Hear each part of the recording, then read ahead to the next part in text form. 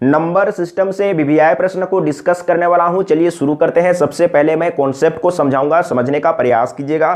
तो मैं सबसे पहले दो लगातार संख्या ले लेता हूं, जैसे 6 और 7 दो लगातार संख्या है और 7 बड़ी संख्या है और 6 छोटी संख्या है।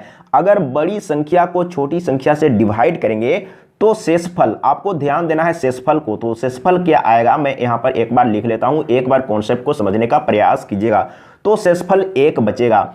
अगर आप दो लगातार संख्या ले लेते हैं और बड़ी संख्या को छोटी संख्या से डिवाइड करेंगे तो हमेशा शेषफल 1 बचेगा। अब यहां पर ध्यान दीजिएगा, जैसे लगातार संख्या यहां पर 6 और 7 है और 7 बड़ी संख्या है और 6 छोटी संख्या है। तो बड़ी संख्या को छोटी संख्या से डिवाइड करेंगे तो शेषफल 1 बचेगा। अब यहां पर ध्यान दीजिएगा, अगर बड़ी संख्या का पावर आप कुछ भी दे देते हैं और 6 से डिवाइड करेंगे तो भी शेषफल 1 ही बचेगा।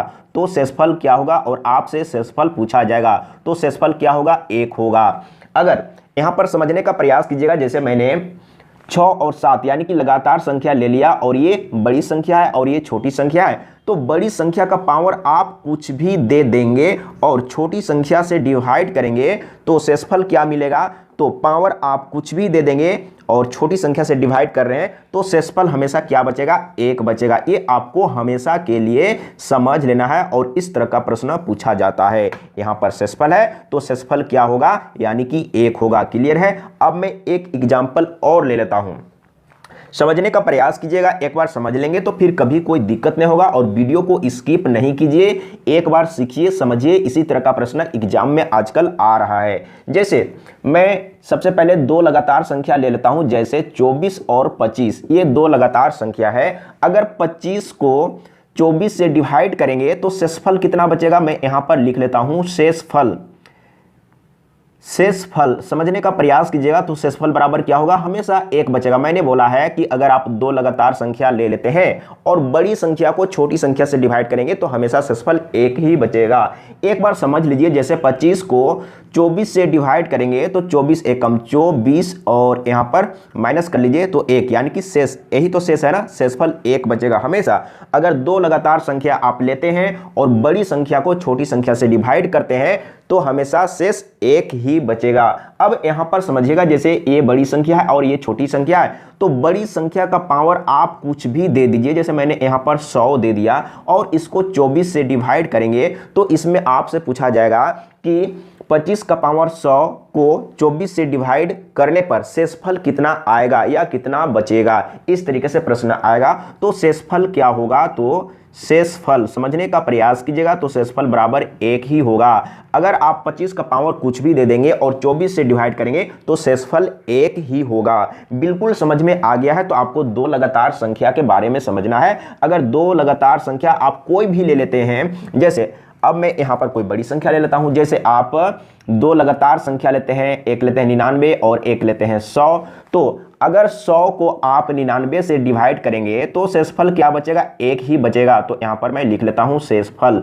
शेषफल बराबर क्या होगा, 1 होगा। और इसी पर आधारित मैं प्रश्न को सॉल्व करके बताऊंगा, इसीलिए सबसे पहले कॉन्सेप्ट को समझ लीजिए। अगर 100 का पावर आप कुछ भी दे देंगे, मैं यहां पर दे दिया इकाई, दहाई, सैकड़ा, हजार, 10,000, और 99 से डिवाइड करेंगे तो शेषफल क्या बचेगा, तो शेषफल 1 ही आएगा। तो यहां पर क्या होगा, शेषफल 1 होगा। अब मैं चलता हूं प्रश्न की ओर। तो बिल्कुल समझ में आ गया होगा और आजकल इस तरह का प्रश्न पूछा जा रहा है। हर एक तरह का प्रश्न को प्रैक्टिस कर लीजिएगा। और मैंने सबसे पहले ही बता दिया है कि हमेशा चैप्टर वाइज पढ़ाई करिए और हर एक तरह का प्रश्न को सॉल्व करने का प्रयास कीजिए, क्योंकि एग्जाम में कोई भी नहीं जानता है, पढ़ाने वाला हो या पढ़ने वाला हो, कोई भी नहीं जानता है कि कौन सा प्रश्न आने वाला है। इसीलिए आपको तैयार रहना है हर एक तरह का प्रश्न को पढ़ के। तो अब मैं चलता हूं प्रश्न की ओर। देखिए, इस तरह का प्रश्न आपसे पूछा जाएगा और इसमें कलम और कॉपी यूज करने का जरूरत नहीं है, क्योंकि मैंने कॉन्सेप्ट को पहले समझा चुका हूं। तो इसमें क्या है, 25 का पावर 25 को 24 से भाग दिया जाता है, शेषफल होगा। तो मैंने क्या बोला था, जैसे 25 और 24 क्या है, दो लगातार संख्या है। 24 और 25 दो लगातार संख्या और 25 का पावर आप कुछ भी दे देंगे और 24 से यानी कि छोटी संख्या से डिवाइड करेंगे तो शेषफल क्या बचेगा, तो शेषफल हमेशा 1 ही बचेगा। शेषफल यहां पर फल लिखेंगे, शेषफल क्या होगा, तो 1 होगा। बिल्कुल क्लियर हो चुका है। तो देख लीजिए, तो सी ऑप्शन सही है, इसमें कलम और कॉपी यूज करने का जरूरत नहीं था। अगला प्रश्न इसी तरह का है और इसको आप देखते के साथ आंसर बता सकते हैं, और इसके आगे वाला जो प्रश्न है उसको एक बार अच्छा से समझिएगा, स्किप नहीं कीजिएगा, क्योंकि आप सोच रहे होंगे कि इस चैप्टर में सिर्फ और सिर्फ इसी तरह का प्रश्न होगा, लेकिन इसी तरह का प्रश्न में भी थोड़ा थोड़ा अंतर होता है। जैसे इसका आंसर क्या होगा, यानी कि भाग दिया जाए तो शेषफल होगा, तो क्या होगा, यानी कि 19 का पावर 35 को 18 से भाग दिया जाए तो शेषफल होगा, यानी कि 1 होगा। तो क्लियर है ना। तो यहां पर क्या है, 18 और 19, तो ये लगातार संख्या है और 19 का पावर कुछ भी दिया हुआ रहेगा, जैसे 35 दिया हुआ है और छोटी संख्या से आप डिवाइड कर रहे हैं, तो शेषफल क्या होगा, यानी कि शेषफल 1 होगा। तो इसका आंसर 1 आ चुका है। अब चलते हैं आगे, अगला प्रश्न देख लीजिए। अब इस प्रश्न को हल करने का प्रयास कीजिए, इस प्रश्न को भी आप उसी तरीके से सॉल्व कर लेंगे, लेकिन एक बार कॉन्सेप्ट को समझना होगा और मैथ को बारीकी से समझिएगा। मैथ बारीकी से समझने का चीज है, स्टेप बाय स्टेप समझने का चीज है। जैसे बूंद बूंद से घड़ा भरता है या महासागर बन जाता है, उसी तरीके से छोटा छोटा नियम को, स्टेप को समझ के आप बहुत बड़ा मैथमेटिशियन बन सकते हैं। तो अब यहां पर समझिएगा, अगर कहीं पर जैसे a प्लस बी प्लस सी दिया हुआ है और इसको डिवाइड करना है x से, तो बटे में x रख दीजिए, समझने का प्रयास कीजिएगा। कहीं पर a प्लस बी प्लस सी दिया हुआ है, a प्लस बी प्लस सी को x से डिवाइड करना है तो x को बटा में रखेंगे, ये तो क्लियर है। अब अगर आप चाहेंगे तो a बटे x आप अलग अलग कर सकते हैं, b बटे x और c बटे x, ये काम आप कर सकते हैं। अब यहां पर समझने का प्रयास कीजिएगा, इसी पर आधारित प्रश्न है। तो यहां पर क्या है, 8 का पावर 2 है, प्लस में इसके बाद 8 का पावर 3 है, प्लस में 8 का पावर 4 है। अगर समझ लेते, अगर समझे हुए होंगे तो आप इसका आंसर बता चुके होंगे। एक बार अच्छा से समझिए, फिर कभी कोई दिक्कत नहीं होने वाला।